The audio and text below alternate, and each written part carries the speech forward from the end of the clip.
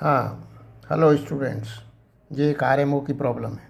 Problem ये है कि A B C D B A quadrilateral in which A B is parallel to C D. ये A B है, ये C D है, ये दोनों पैरेलल हैं। एंड सी डी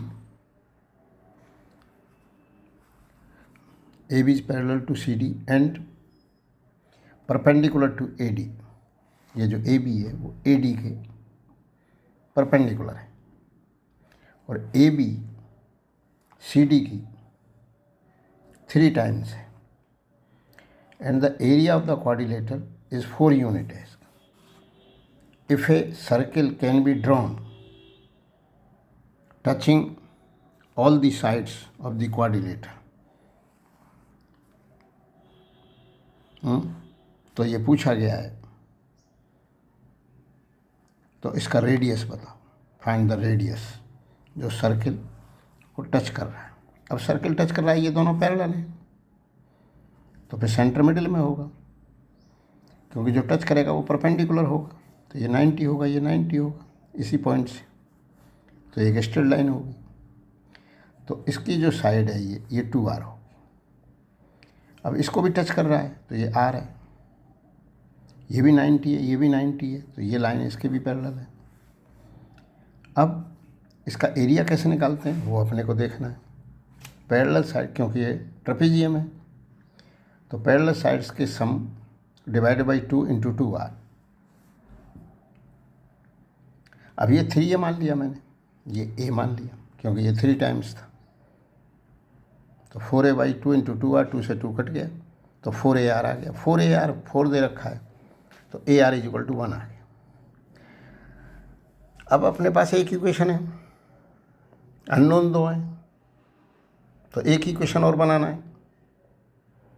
एक इक्वेशन इस तरह से बनेगा, क्योंकि ये जो टेंजेंट की लेंथ है, ये किसी पॉइंट के बाहर के पॉइंट से टेंजेंट गिराई जाए तो उनकी लेंथ बराबर होती है। तो ये यहाँ तक ये 3A और ये R है, तो ये यहाँ से यहाँ तक 3A - R है, यहाँ से यहाँ तक। ये भी 3A - R है।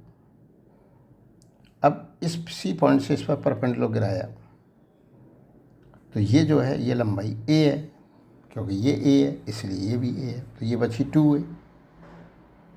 2A बची। और यहाँ तक, यहाँ से लेके यहाँ तक कितनी है आप देख लो। 3A - R। अब अपने को इसका स्क्वायर प्लस इसका स्क्वायर करना पड़ेगा।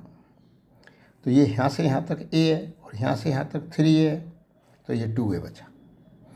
ये 3A - R है, बाहर के पॉइंट से टेंजेंट की लंबाई बराबर होती है, तो ये भी 3A - R है।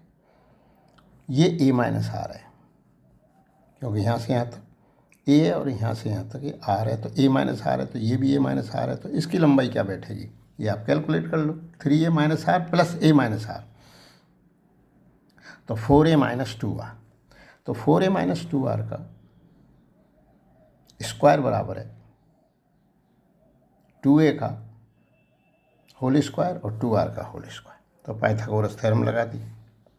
अब पाइथागोरस थ्योरम लगा के अपन ये चलते रहे। अब इसमें से 4 कॉमन लेके कट कर दो। AR की जगह आप 1 लिख दो। R² कट गया, 4A² A² 3A² रह गया, -4AR रह गया। तो 3A² = 4AR। AR की जगह 4AR 4 है, तो A की वैल्यू 2/√3 आ गई। AR लेकिन 1 है, तो R जो है A का रेसिप्रोकल हो गया, √3/2। ये इसका आंसर हो गया। तो इस तरह से प्रॉब्लम सॉल्व हो गई।